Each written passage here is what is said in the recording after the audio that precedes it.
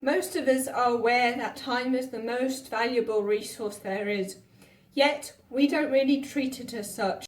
At the end of the day, when we look back at what we've done, we then often realise that we haven't done anything, let alone everything of what we said we were going to do that day. We feel ashamed for not having done what we said we were going to do, once again.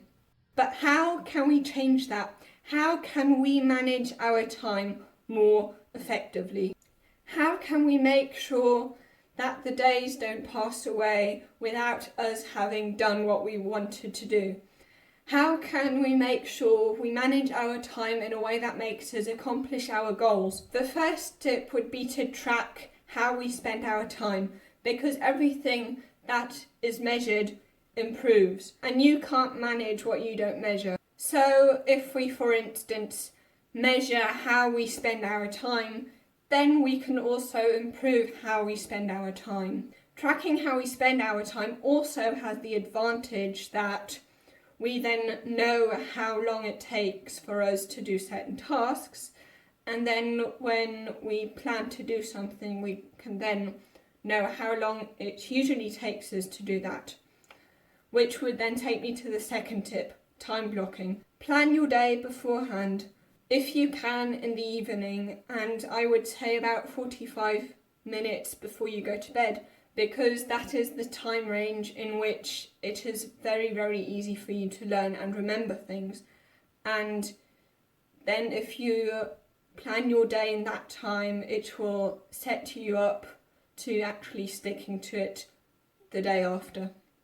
By the way, that is the reason why Thomas Edison would often, before he'd go to sleep, simply have a ball in his hand, so that the moment when he fell asleep, he would then drop the ball, so that he would then wake himself up, so that he could then, in this time between going to bed and falling asleep, that then in this time in which he's most creative, he could then use that time to work on his new ideas. Planning your day beforehand and blocking your time also saves you a lot of time, because then you don't have to think about what you're going to do next. You simply have already planned what you're going to do, and then you can immediately go to the task you wanted to do without having to think about it first. According to Brian Tracy, every minute you plan saves you 10 minutes of execution. Not only is it important for you to track how you spend your time,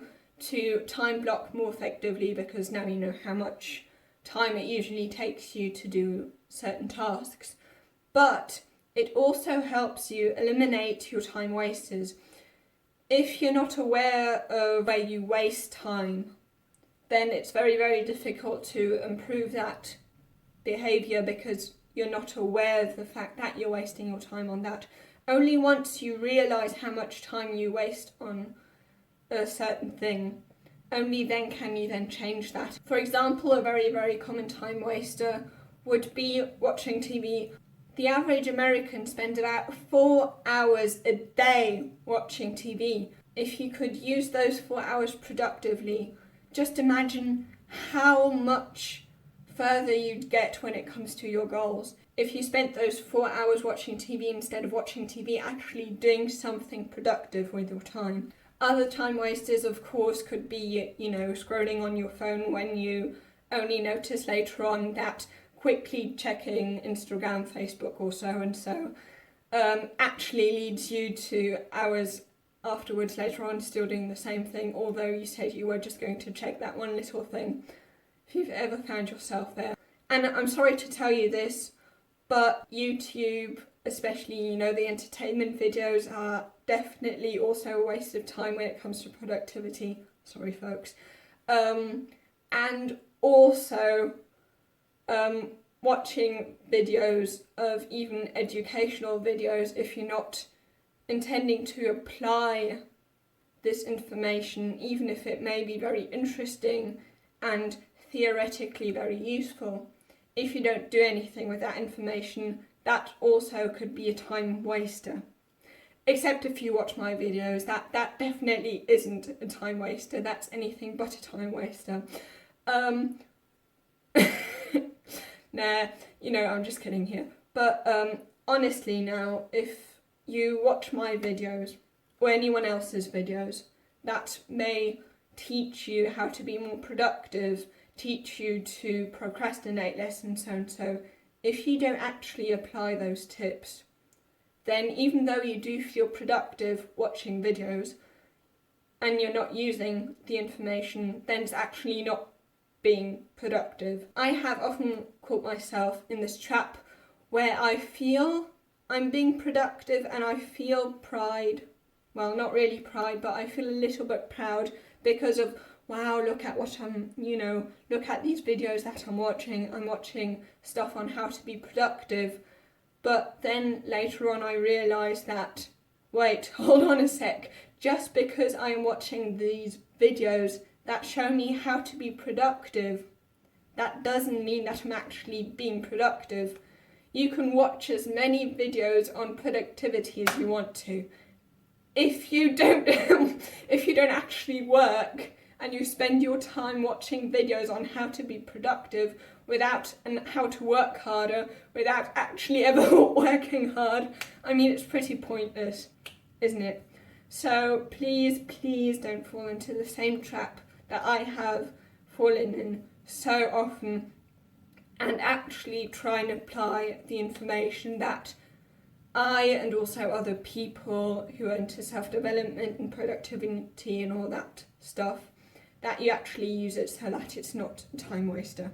Because knowledge that isn't used is useless. But of course, everything is more easily said than done. When it comes to reducing your time of, watching cat videos or whatever you like doing, it's difficult to quit entirely just from one moment to another. So I would recommend that you start just not wasting your time on certain stuff that is at first easier for you to not waste your time on anymore. And then from there on you start eliminating more and more things, but that you don't try and eliminate everything at first in 1 second, because you're probably going to fail and then you're going to give up, and that wouldn't be too good. So try and go about it step by step and don't overwhelm yourself, because habit change either occurs slowly, rarely, or never.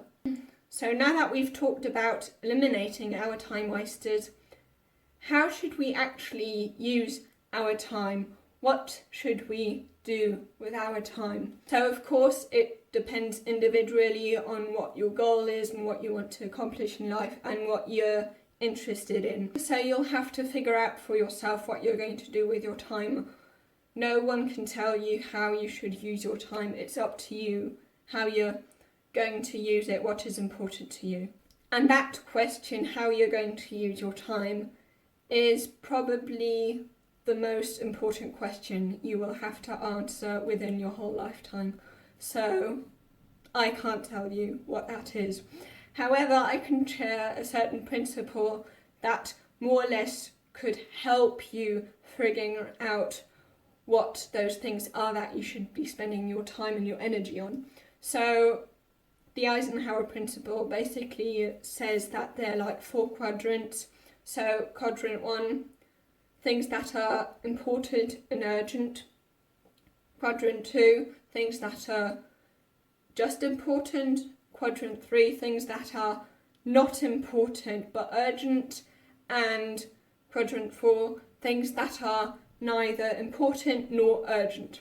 So of course everything that falls into the 4th category you don't want to do anymore. These are most certainly time wasters. Quadrant 3, not important but urgent, is also not that good, because if it's not important but it's urgent, you often just get caught up in doing so many things that aren't really aren't really helping you in any way, aren't really benefiting you. This quadrant, I would say, is where, people who are busy but not productive fall into. So busy opposed to being productive simply means busy, you're working very hard maybe also, but you're working but you're not getting any results from what you do that you actually want. However, being productive means walking towards something that you value, something that you appreciate. And also, if you're a people pleaser like me, people pleasing definitely also gets into that category if you're doing things the whole time that not necessarily are important to you, but you just feel like you've got to, fill all these expectations that other people have on you, which to some extent you definitely do. I really don't want to encourage you to be irresponsible or mean or anything like that.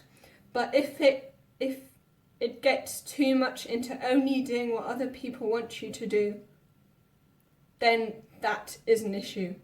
But I'm definitely not telling you to not care about anyone anymore and not doing anything that's good for other people that other people want you to do. That's not what I'm telling you. But if you're just living your life according to other people's agendas, then are you really living your life? Quadrant 4 and quadrant 3 should be eliminated. So let's go on to the other two. So the first one being important and urgent, and the second one being important. Okay, so you might probably think that successful people spend most of their time in quadrant 1. Okay, now let's see what would happen if you only did things that are urgent and important, and which things don't fit into that category. So for example, exercising isn't urgent. It's important, but it's not urgent. Eating healthy food, is that urgent? No, also not urgent. Spending time with people that you like, is that urgent? No. All these things are good for you, but none of those things are urgent. So you definitely don't want to spend all of your time in quadrant 1. You want to definitely spend a lot of time in the quadrant 2. In fact, I would argue that the most successful people actually spend more time in quadrant 2 than in quadrant 1. Because if you spend a lot of time in quadrant 1, urgent and important, you're very, very likely to get burnt out really quickly. So that's not a way to go if you're really looking for long-lasting changes, long-lasting success. So spend more time in quadrant 2, because then you can also recover and then you won't be burnt out. But what's also very, very important about quadrant 2 is that if you're doing things that are important but not urgent, then that means that you're doing things now that aren't urgent at the moment, but you're doing the things before they become urgent. So, for example, taking care of your health could fall into the quadrant 1 column if you are pretty much right before dying because you're already that unhealthy. Now, in general, that would be a quadrant 2 activity, taking care of your health. But if you've already become so unhealthy that it's become urgent, then it would fall into this quadrant 1. However, if you take care of your health beforehand, then quadrant 1, the category of things that are urgent and important will shrink, because you are doing certain things that are preventing. So the thing is, Quadrant 1 is very reactive. Quadrant 1 is, it's urgent, so I have to do it now. It's basically a reaction. However, Quadrant 2 is rather proactive. Proactive meaning that you consciously think about what you are going to do and don't simply react to other people, that you've got your own values and so forth, and that you decide what's important and not.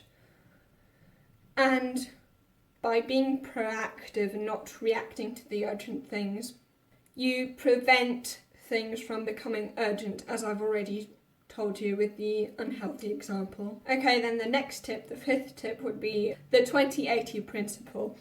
So basically, doing the 20% of things that give you 80% of the result.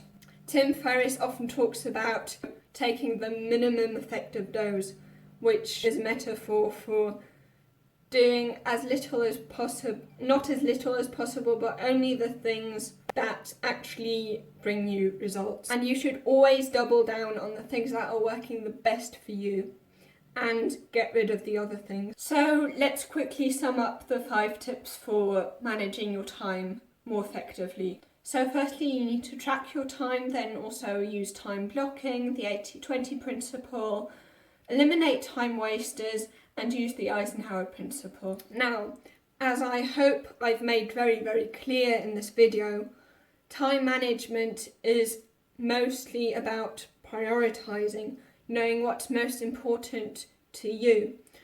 If you feel unclear about what it is you really care about, which of course it's very difficult for us to answer this question, maybe even one of the most difficult ones there are to answer, what you find most important and how you want to spend your life, is basically maybe the most difficult question to answer. So if you're unclear about this, you can watch this video on how to prioritise.